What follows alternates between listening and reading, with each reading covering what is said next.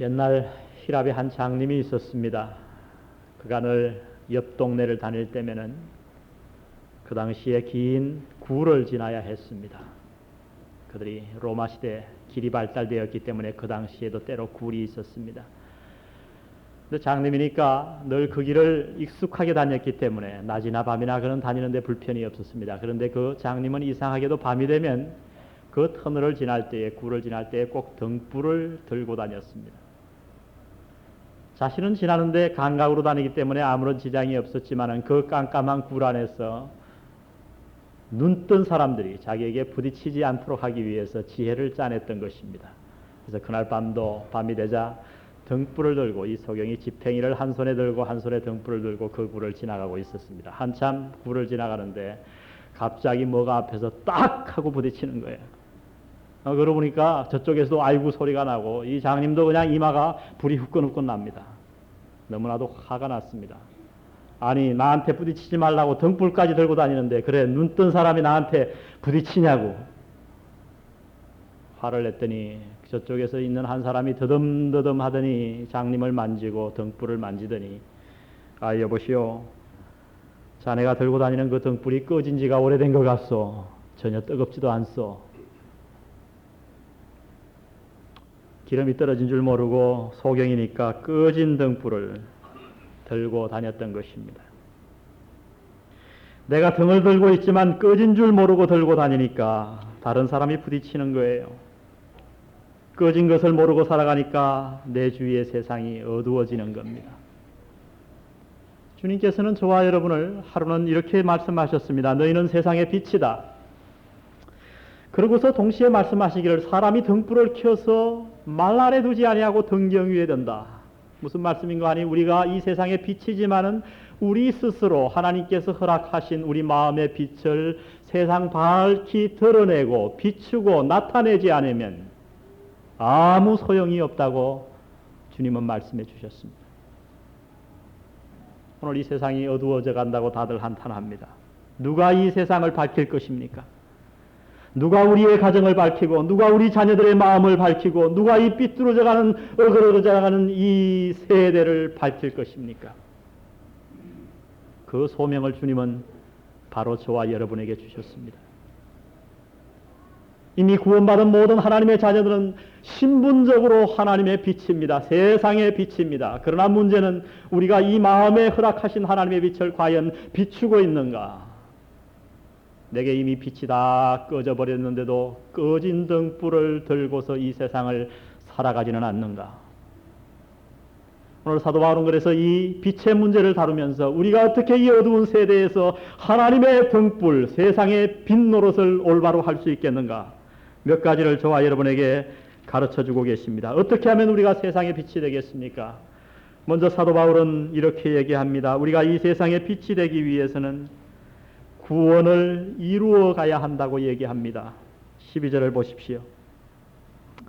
그러므로 나의 사랑하는 자들아, 너희가 나 있을 때뿐 아니라 더욱 지금 나 없을 때에도 항상 복종하여 두렵고 떨림으로 너희 구원을 이루라.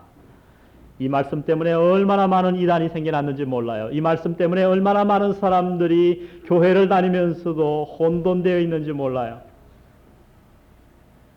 어떤 사람에게 묻습니다. 교회를 약 10년 나온 사람이에요. 집사님, 오늘 만약에 집사님이 돌아가신다면 천국 갈 자신이 있나요? 그러면 이렇게 대답합니다. 대부분. 아, 목사님, 그거 어떻게 알 수 있습니까? 죽어봐야 알죠. 아, 구원받기 위해서 오늘도 이렇게 하루하루 이 추운 날도 교회 나오지 않았습니까? 그래서 두렵고 떨림으로 구원을 이루어 나가는 거죠. 어떻게 구원을 받습니까? 이 말씀을 잘못 이해하고 있는 말씀이에요. 오늘 이 말씀의 뜻이 무엇입니까? 우리가 이 성경에 나오는 구원이라는 단어를 한 단어로 생각하면 우리는 이 성경을 올바로 해석할 수 없고 혼돈을 피할 길이 없습니다. 성경에서 똑같은 구원이라는 단어를 썼지만은 그러나 세 측면을 가지고 구원의 단어를 다르게 썼습니다. 첫 번째는 구원의 과거적 측면이요, 두 번째는 현재적 측면이요, 세 번째는 미래적 측면입니다. 과거적 구원은 성경이 과거적 구원을 얘기할 때는 무엇을 얘기했냐면 내가 예수 그리스도를 나의 구세주로 받아들인 그 순간 나는 나의 모든 죄를 하나님 앞에 사함받았습니다. 그래서 그날 죽어도 구원받고 난 이후에 살인죄를 범한다고 해도, 간음죄를 범한다고 해도, 어떤 죄를 범한다고 해도 하나님께서 그를 끊어버리지 아니하시고 천국에 데려가실 것입니다. 구원받은 것입니다. 그것을 우리는 표현해서 과거적 구원이라고 얘기합니다. 그래서 구원받았다.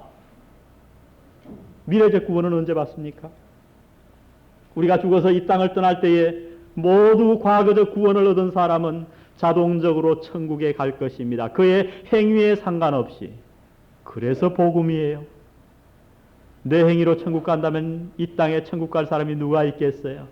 주님의 은혜로 주님께서 저와 여러분의 죄를 대신해서 십자가에서 우리의 죄값을 다 갚아주셨어요. 내가 다 이루었다. I paid it all. 내가 다 갚았다. 주님께서 나의 죄값을 갚아주셨기 때문에 나는 이 땅을 떠나는 날, 내 목숨이 떠나는 날 천국에 가는 것입니다. 미래적 구원이에요. 사람들이 이 두 가지는 알아요. 그러나 그 사이에 현재적 구원을 성경이 강조하고 있다고 하는 사실을 많은 성도들이 놓치고 있어요. 현재적 구원이란 어떤 구원입니까? 과거적 한 번으로 끝날 구원이 아니요, 매일매일 생활 속에서 반복되어져야 하는 구원입니다. 오늘 반복되어져야 하고, 내일도 이루어져야 하고, 그 다음 날도 나아져야 되고, 그것을 신학적인 용어로 성화되어져 간다고 표현합니다.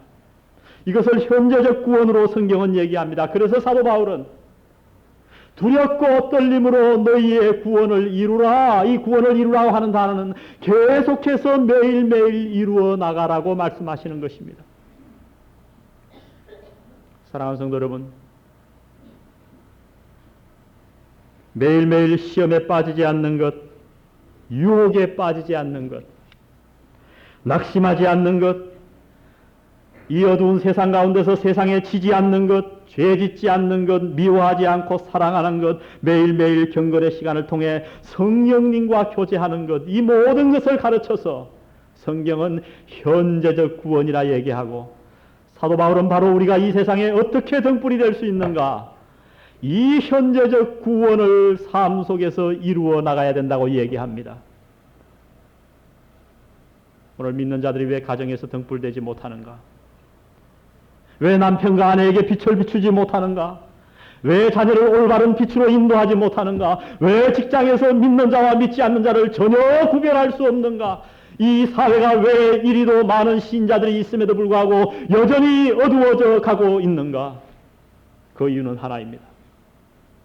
우리가 우리의 현재적 구원을 소홀히 하기 때문이에요.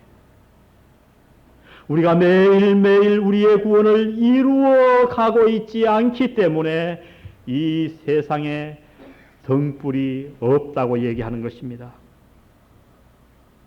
여러분의 삶은 어떻습니까? 혹시 구원으로 만족하지는 않습니까? 제가 물어봅니다. 많은 분들이 구원 받았습니까? 아멘. 오늘 죽어도 천국 갈 자신 있습니까? 아멘. 그러나 오늘 여러분은 구원 받았습니까? 어제는 어땠습니까? 가정생활은 구원받은 생활인가요? 직장생활은 구원받은 생활인가요? 사업장에서 여러분은 구원받은 자답게 사시나요? 아내로서, 남편으로서, 부모로서, 자녀로서, 직장인으로서, 교인으로서 매일매일 구원받고 있는가? 오늘 우리가 물어야 할 심각한 질문이라고 생각합니다. 이제 우리는 우리의 구원을 나타내야 하겠습니다. 우리의 빛을 이 세상에서 비추어야 하겠습니다. 오늘 여기에 보니까 두렵고 떨림으로 이루라 그랬어요. 매일매일. 그런데 과연 그렇다면 우리가 이 현재적 구원은 어떻게 이룰 수 있는가? 사도 바울은 그 방법을 간단하게 설명해 주고 있습니다.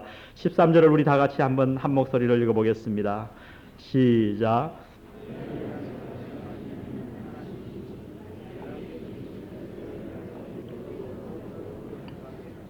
예. 우리가 어떻게 현재적 구원을 이룰 수 있는가를 설명하시면서 재미있는 말씀을 하셔요. 안에서 행하시는 분은 누구라고요? 하나님이시다. 제가 이 행하시는 하는 뜻을 찾아봤더니요, 이 헬라어로 에네르게인 하는 단어인데 우리가 잘 아는 에너지의 원어가 되는 단어더라고요. 이 말씀이 뭐냐면 우리가 구원받았을 때, 과거에 예수 그리스도를 믿고 구원받은 그 순간 하나님께서 우리에게 현재적 구원을 이룰 수 있는 엄청난 에너지를 우리 안에 주셨다는 거예요.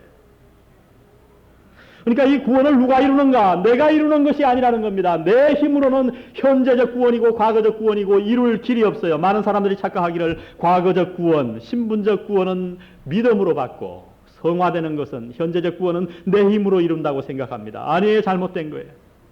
물론 나의 협조가 있어야 되겠지만은 전혀 그렇지 않습니다. 내 힘으로는 현재적 구원을 이룰 능력이 없습니다.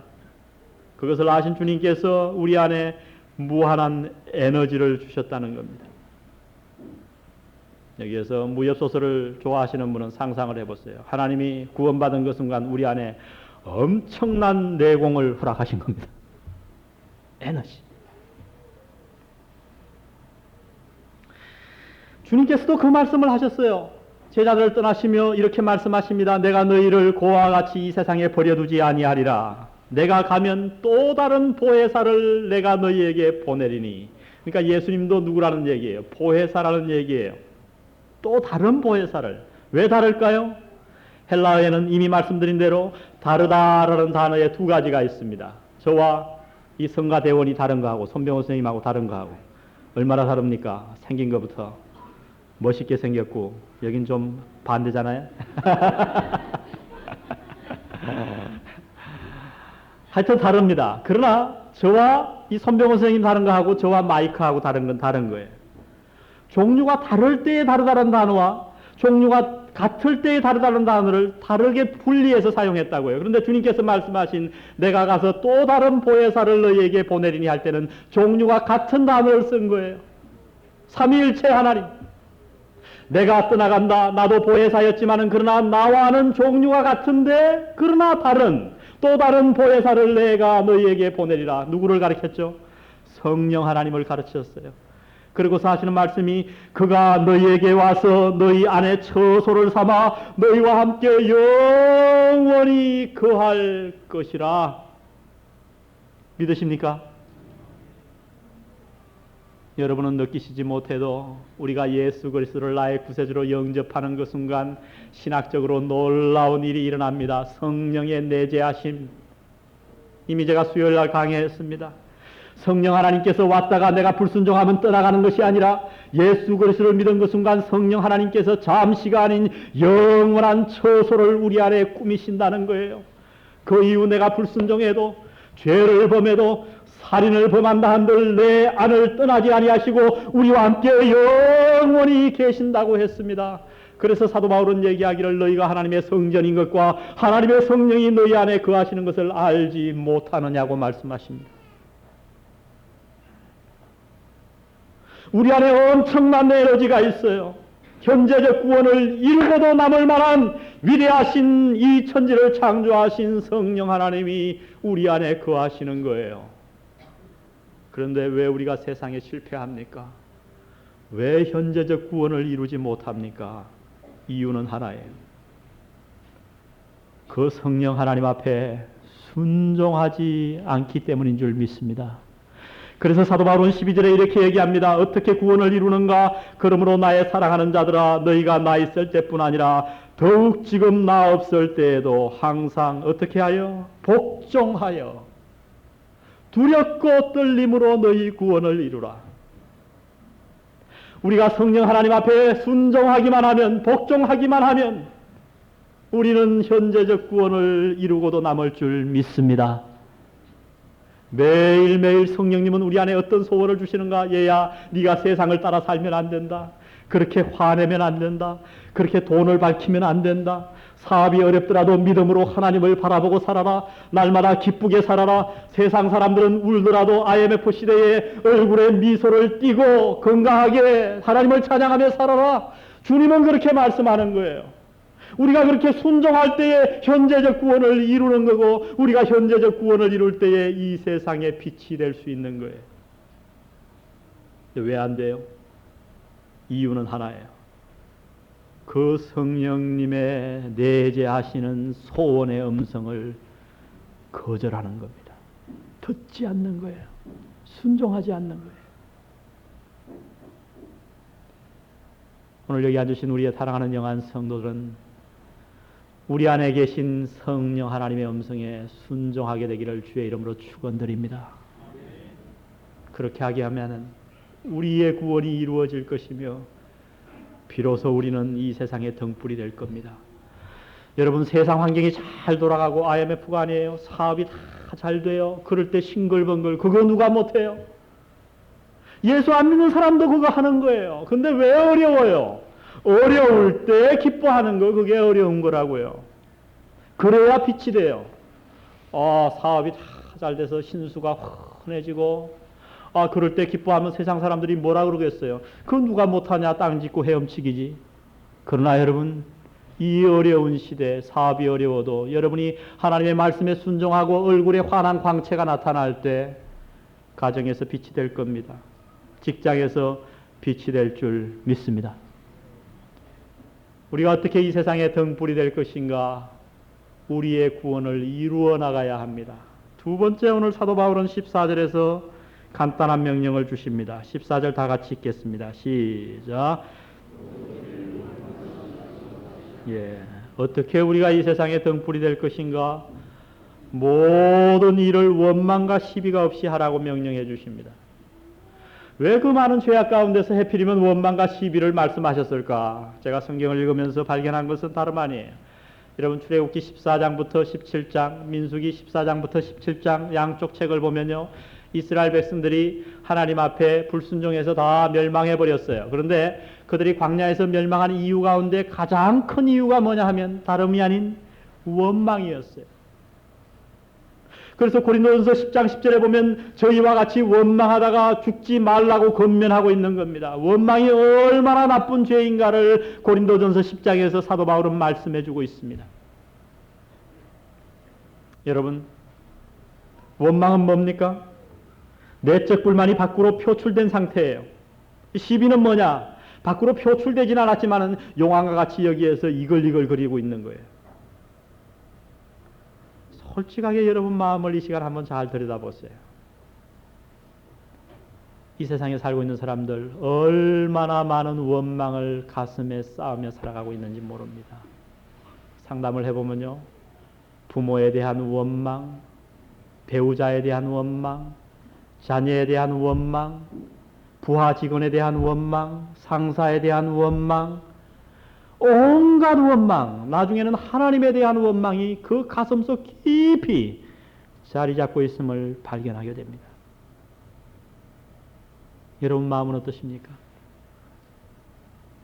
오늘 이 세대를 보십시오. 서로 간에 원망하고 시비하느라고 바쁩니다. 교회 안에도 원망과 시비가 그칠 날이 없어요. 제가 목사님들을 가르치러 강의하다가 얘기를 해봅니다. 솔직히. 그러면 이상하게도 목사님들 그 마음속에 교회를 원망하는 마음이 많더라고요. 교인들을.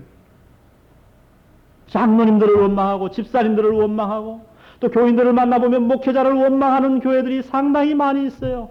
이러한 원망과 시비가 끊어지지 않을 때에 어떻게 우리가 세상의 빛이 되겠습니까? 많은 아내들이 남편을 원망합니다. 많은 남편들이 아내를 원망합니다. 어떻게 세상의 빛이 될 수 있겠습니까? 오늘 사도 바울은 이렇게 얘기합니다. 모든 일을 하되 원망과 시비가 없이 하라. 말을 바꾸면요, 원망하고 시비할 바에야 일을 하지 말아라. 원망과 시비하려고 치면 결혼생활도 하지 말고 차라리 원망과 시비하려고 하면 교회에 와서 봉사도 하지 말아라는 뜻이에요. 우리가 어떻게 이 세상에 빛이 될 수 있는가? 원망과 시비 없이 이 세상의 모든 일들을 감당해야 한다고 얘기합니다. 그렇게 하는 목적을 15절에 얘기해 주고 있어요. 15절에 결과로도 해석할 수 있겠고요. 목적절이지만 이는 너희가 흠이 없고 순전하여 어그러지고 거스리는 세대 가운데서 하나님의 흠 없는 자녀로 세상에서 그들 가운데 빛들로 어떻게 하면요? 나타내며. 왜 우리가 원망과 시비 없이 해야 되는가? 모든 일을 원망과 시비 없이 할 때에 한 가지 큰 일이 나타나게 되는데 그것은 다름 아닌 이 세상에서 우리가 흠이 없어진다는 거예요. 그리고 순전하게 된다는 거예요. 이 흠없다고 하는 말은 비난받을 것이 없다는 거예요. 이 세상 사람에게 책 잡힐 게 없다는 거죠. 사업을 해도 말을 해도 무슨 일을 해도 세상 사람들이 우리를 책 잡을 길이 없습니다. 순전하다고 하는 말은요, 물에다가 포도주를 타는 습관이 있었어요. 그 당시에 상인들이 속이려고 100% 포도주를 팔아야 되는데 거기다가 반쯤 물을 탔습니다. 근데 여기 순전하다는 단어는 100%라는 거예요. 물을 타지 않은 포도주, 그런 원어를 썼더라고요. 그 동기가 순전합니다. 세상을 쫓는 게 아니고 오직 하나님만을 바라보며 살아가는 순전한 동기를 가지고 이 세상에 살아가게 된다는 거예요. 우리가 어떻게 할 때? 모든 일을 원망하지 아니하고 시비하지 아니할 때. 사랑하는 성도 여러분, 여러분 마음속에 누구를 향한 원망이 지금 자리 잡고 있습니까? 주의 말씀으로 그 원망을 씻어버리시기를 축원드립니다. 누구에 대한 원망이라도 그 원망을 씻어버리십시오. 여러분이 아무리 훌륭한 일을 해도, 여러분이 아무리 많은 봉사를 해도, 주님을 위해서 아무리 많은 일을 했다 손치더라도 그 마음에 원망이 자리 잡고 있다면 여러분은 이 세상에 빛이 되지 못합니다. 그 단체에 결코 등불이 될 수 없는 것입니다. 우리가 어떻게 이 세대의 등불이 될 것인가? 우리의 구원을 이루어 나가야 합니다. 두 번째로는 모든 일을 원망과 시비 없이 해야 합니다. 마지막 세 번째 사도 바울이 우리에게 가르쳐주는 교훈은 이웃을 위해 봉사해야 한다고 얘기합니다. 다 같이 이웃을 위해 봉사해야 한다. 17절을 보세요. 만일 너희 믿음의 제물과 봉사 위에 내가 나를 관제로 드릴지라도 나는 기뻐하고 너희 무리와 함께 기뻐하리니. 그리스도인이 우리의 주의를 환하게 밝히 비추는 마지막 비결은 다름 아닌 주위 사람들을 섬기는 거라고 얘기합니다. 말을 바꾸면 오늘날 이 세대가 왜 자꾸 어두워져 가는가? 가정이 파괴되고 교회가 파괴되고 왜 친구 사이가 끊어져 버리는가? 그 이유는 그리스도인이 우리의 주의를 환하게 밝히 비추는 마지막 비결은 다름 아닌 주위 사람들을 섬기는 거라고 얘기합니다. 말을 바꾸면 오늘날 이 세대가 왜 자꾸 어두워져 가는가? 가정이 파괴되고 교회가 파괴되고 왜 친구 사이가 끊어져 버리는가? 그 이유는 주위 사람들이 섬기기보다는 오히려 섬김받기 원하기 때문이라고 지적하시는 겁니다. 오늘 이 사도 바울은 비유를 하나 들어서 얘기합니다. 어떤 비유를 드냐면 제사 드리는 것을 비유 삼았습니다. 여러분 제사를 드릴 때 제사장이 나와서 이제 제사의식을 거행합니다. 오늘의 예배 같은 게 되겠죠. 여기 회중들이 있습니다. 그러면 그 회중이 바친 양을 여기다가 다 잡아서 각을 뜨는 거예요. 밑에 불을 뗍니다. 그 양을 태워서 드려요. 그런데 그 제물을 다 드리고 난 다음에 제가 말씀드린 대로 관제를 드립니다. 그 관제는 뭐냐면 포도주를 그 다 태운 제물 위에다가 마지막으로 붓는 거예요. 여러분 100% 포도주 보셨어요? 뚜껑을 열어놓으면 알코올이 많기 때문에 날아가 버려요. 근데 그 포도주를 뜨거운 제단에 부으니까 얼마나 쉽게 정발해 버리겠습니까? 그것을 관제라 그럽니다. 그러나 우리가 보통 제사 그러면 포도주는 주제사가 아니에요. 주된 제물은 뭐냐 하면 포도주가 아닌 양이라 말이에요. 오늘 사도 바울이 무슨 얘기를 하고 있냐면 빌립보 교인과 자기를 비유해서 설명하기를 빌립보 성도들이 제사를 비유할 때 너희가 주된 제물이라, 너희가 주제라. 나는 무엇이냐면 그 주된 제물을 돕는 보조 제사에 불과하다고 얘기합니다. 여러분이 짧은 구절이지만은 사도 바울의 인생관을 함축한 말인 거예요. 무슨 얘기입니까? 빌립보 성도들을 위해 자신을 보조자로 여긴다는 겁니다. 이름 없이 빚도 없이 빌립보 성도들을 섬기기를 원했다는 거예요. 근데 중요한 건 뭔지 아세요? 자기가 보조자가 된 것을 기뻐하고 기뻐했다는 거예요. 너희도 나와 같은 자세를 가지고 이 세상을 기쁨으로 살아라. 그렇게 부탁하는 겁니다. 여러분 한번 생각해 보세요. 남편이 아내에게 말하기를 여보, 우리 가정에서는 당신이 주제야. 나는 부제야.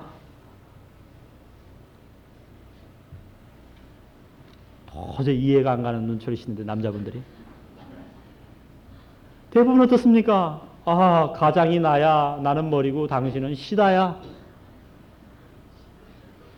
남편과 아내 사이에 서로 이런 마음이 있는 거예요. 빛으로 나타날 수가 없습니다. 그러나 여러분 서로 섬긴다고 해보십시다. 아니요, 내가 보조자요. 내가 보조자요. 내가 당신을 돕는 자요. 여러분, 목사도 아닌 이 대사도인 사도 바울이 어찌하여 빌립보 성도들의 보조자가 되겠습니까? 그러나 사도 바울은 그러한 자세로 빌립보 성도들을 섬기며 살아갔다고 하는 것입니다. 오늘 우리 안에 이렇게 주위 사람들을 향해 희생적으로 내 삶을 내어놓고 섬기는 일이 있을 때에 우리의 가정이, 우리의 교회가, 내 인생이 이 땅을 비추는 등불이 될 줄 믿습니다. 여러분, 테레사 수녀를 다 아실 겁니다. 그동안 성자는 많이 나왔어요. 남자 가운데서 성자가 나왔죠. 그러나 성녀는 별로 나오지 않았어요. 최초의 성녀가 아마 성인의 호칭이 붙여진 여자가 테레사 수녀가 아닌가 생각합니다. 얼마 전에 이 땅을 떠났어요. 그는 어떻게 보면 불구의 몸이에요. 여러분, 키가 얼마나 작은지 알아요? 너무너무 작더라고요. 너무너무. 150 정도 될까요?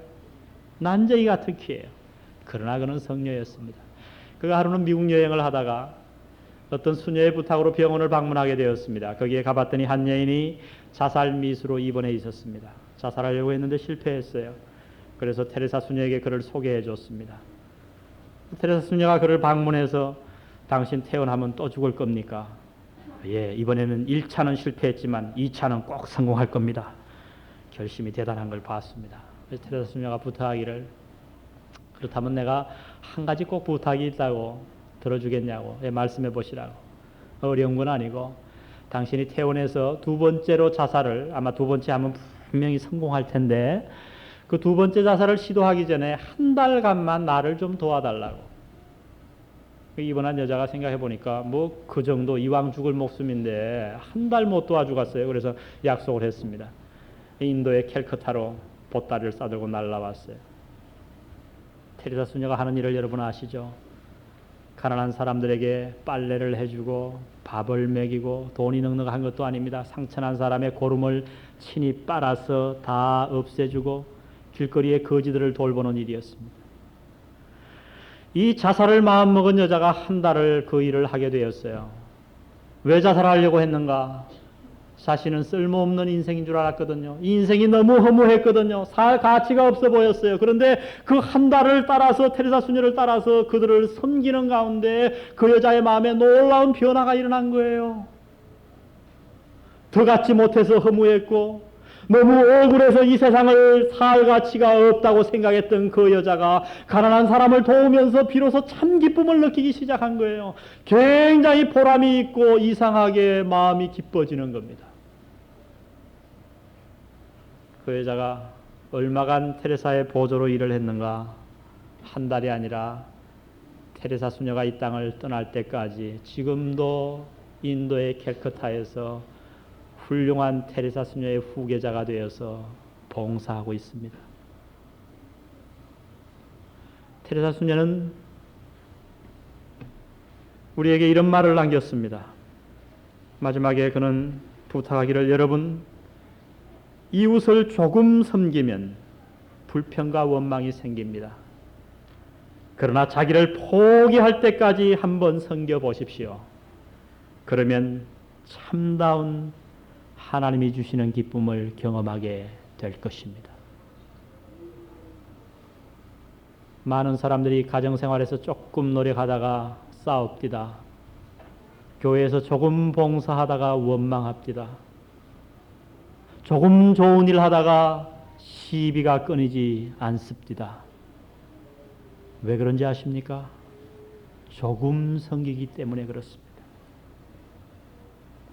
자기를 포기할 때까지 한번 주위 사람들을 섬겨보십시오. 주님 친히 말씀하시기를, 내가 이 땅에 온 것은, 인자에 온 것은 섬김을 받으려 함이 아니라 도리어 섬기려 하고 많은 사람을 위하여 내 목숨을 대속물로 주려고 왔다고 말씀하십니다. 예, 그렇습니다.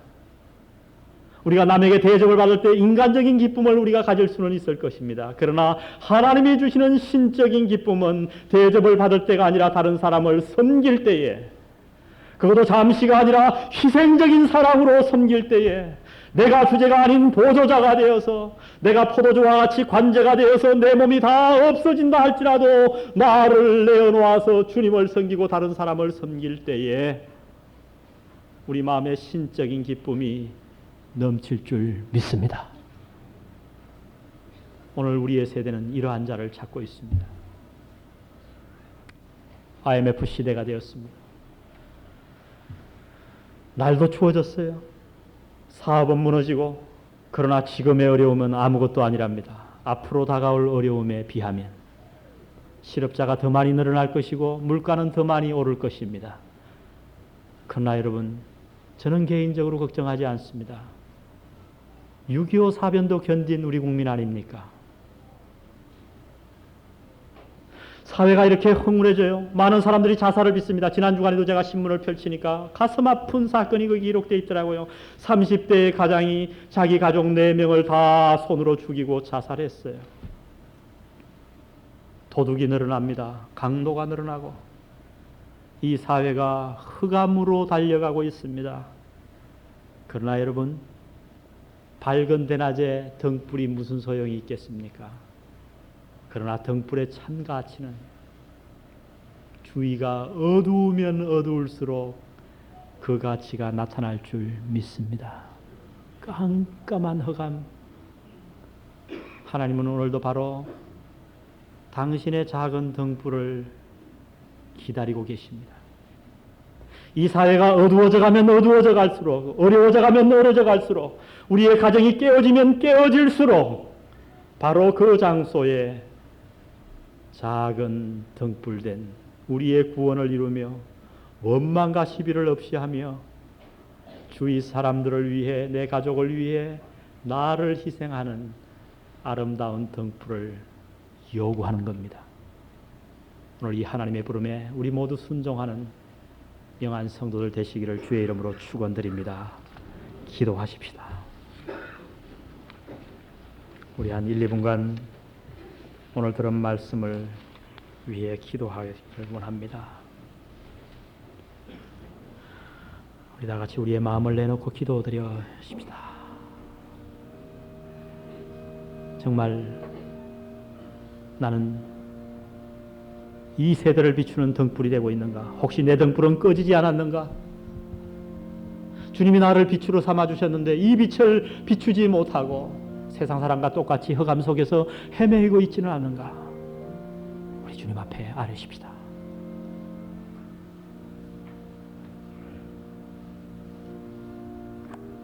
아버지 하나님, 귀한 말씀을 감사합니다. 이 어두운 세상 모든 사람들이 갈 곳 없어 방황하는 이 어두운 세상에 우리를 오늘도 부르심을 감사합니다. 오늘 내가 처해 있는 환경 속에서 하나님의 등불을 과감하게 들고 일어나기를 원합니다. 아버지 하나님, 저희들에게 힘주시고 내 속에 계신 성령님께 순종함으로 우리의 등불을 비추어서 내 가정뿐만 아니라 우리 교회뿐만 아니라 이 세상을 밝히 비추는 우리 영한 성도들에게 축복하여 주옵소서. 예수님의 이름으로 기도드렸습니다.